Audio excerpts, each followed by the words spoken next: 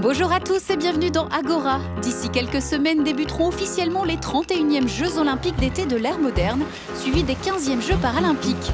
Près de 11 000 athlètes de 206 nations sont attendus à Rio, parmi eux des Rhône-Alpins auvergnats. Dans ce numéro, rencontre avec la crème des nageurs grenoblois en plein entraînement au SIAPS de Saint-Martin-d'Air.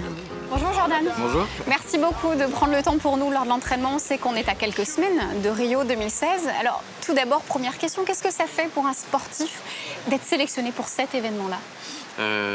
C'est vraiment que de la joie et du bonheur parce que voilà, derrière ça il y a eu beaucoup de travail les années qui se sont écoulées. Là ça fait une bonne dizaine d'années que je suis dans une démarche de haut niveau avec des entraînements bi-quotidiens, de la muscu, des aménagements scolaires pour pouvoir concilier tout ça.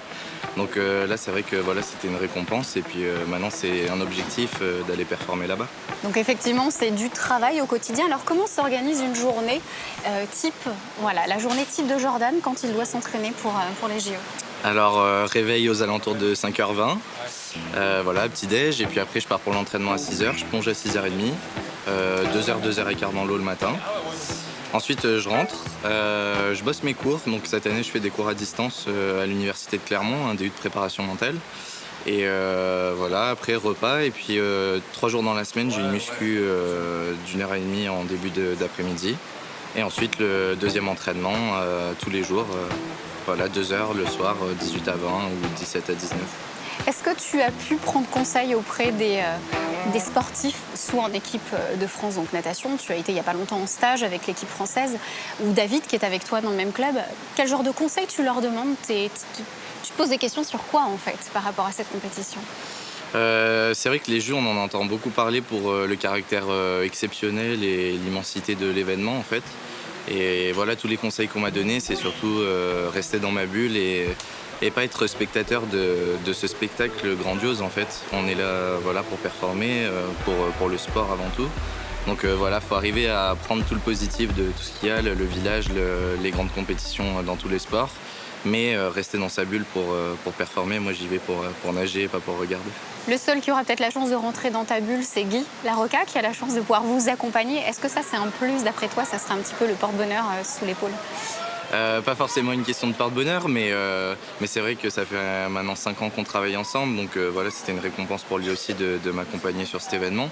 Et puis après, voilà, c'est encore, on continue le chemin ensemble. C'est vrai qu'il s'investit autant que moi, il est là sur tous les entraînements et il m'accompagne au quotidien. Donc voilà, c'est juste le reste du chemin qui continue. Et puis j'espère qu'on va faire de belles choses là-bas tous les deux. Allez, je vous présente vite fait la séance après la muscu, aéro-vitesse, comme on a l'habitude de faire, on a tout le bassin. 400 au choix, derrière 8 x 25, 4 nages, départ à 30 secondes, on en fait 2 dans chaque nage. Et derrière, on va faire un 200 mètres jambes spé, je ne l'ai pas noté, avec la planche, en faisant 150 mètres progressifs par 50. On reste dans la même nage.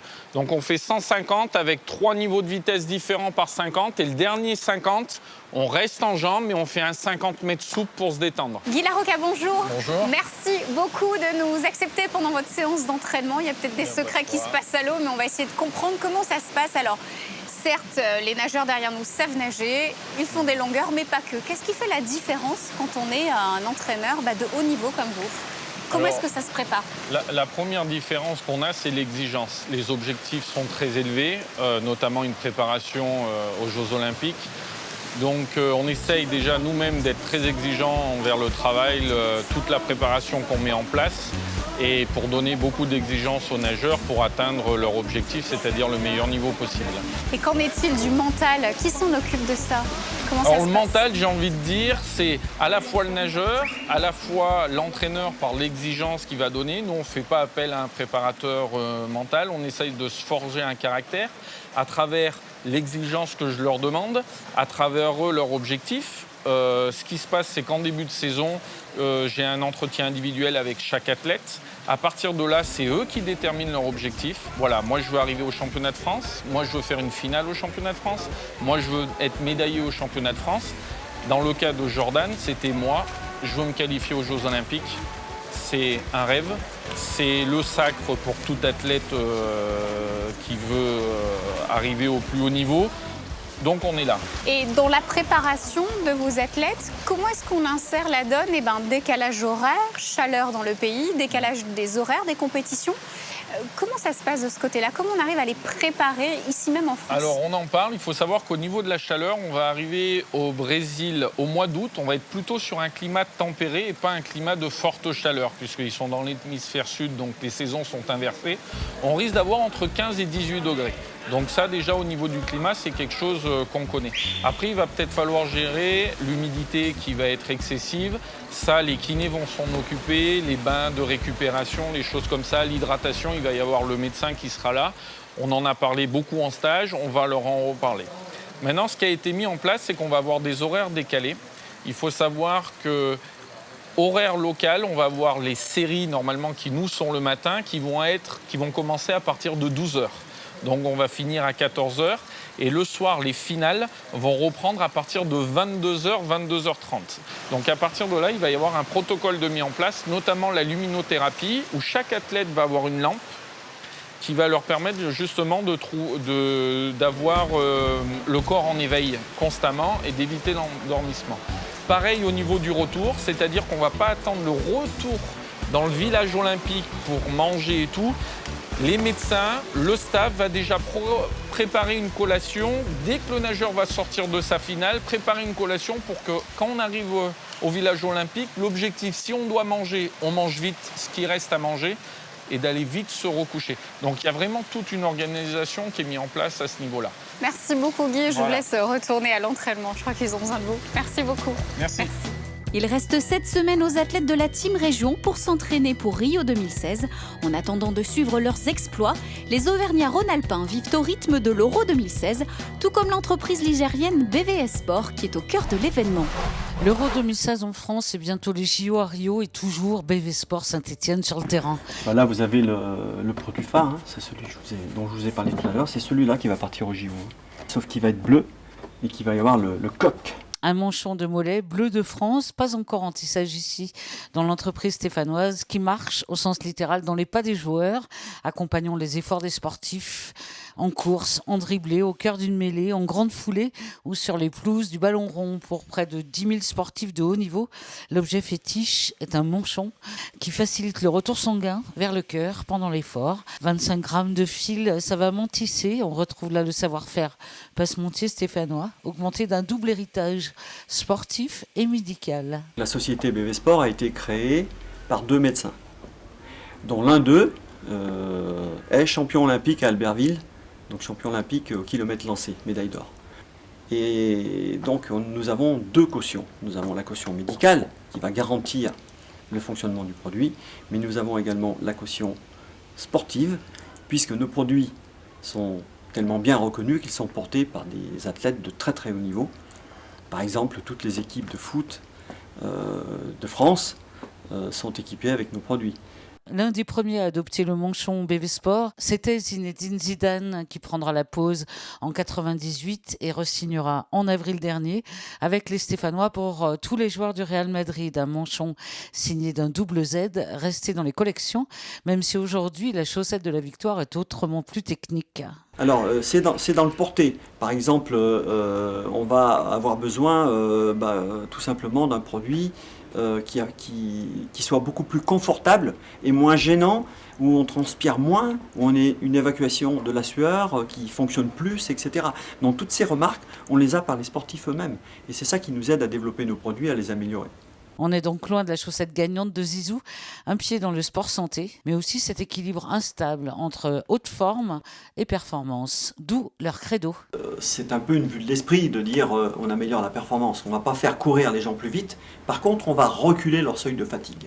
L'Euro. Et demain, les JO mettront donc les Stéphanois dans la course internationale de l'autre côté de l'Atlantique, avec cette Coretta Compression qui impressionne autant les grands athlètes que les sportifs amateurs. Nous sommes de retour au SUAPS de Saint-Martin-d'Air. À 7 semaines des JO de Rio, l'entraînement des nageurs grenoblois bat son plein. C'est également l'occasion d'échanger des conseils entre nouveaux et habitués des Jeux. À l'image de David Smetanine, ce nageur multimédaillé vivra à Rio ses 4e Jeux paralympiques. Bonjour David. Merci beaucoup de prendre le temps. Je sais que vous allez filer à Échirolles d'ici quelques minutes pour continuer l'entraînement. Alors, quel est l'état d'esprit à la veille de ces 4e Jeux Olympiques? Et oui, 2004, c'était Athènes. Et bien là, on se retrouve quelques années après pour Rio. On est forcément motivé. C'est une belle carotte, je pense, pour l'entraînement, qui permet tous les jours de passer l'entraînement qui est difficile parfois avec beaucoup plus de plaisir parce que on sait qu'on a l'objectif au bout qui est fantastique, celui des Jeux Olympiques, des Jeux Paralympiques. Et donc forcément, on y met du cœur, on y met de l'envie et c'est quelque chose qui est appréciable. Alors vous êtes un athlète multimédaillé, vous avez un palmarès impressionnant. Est-ce que c'est davantage de contraintes pour vous parce qu'on vous attend forcément?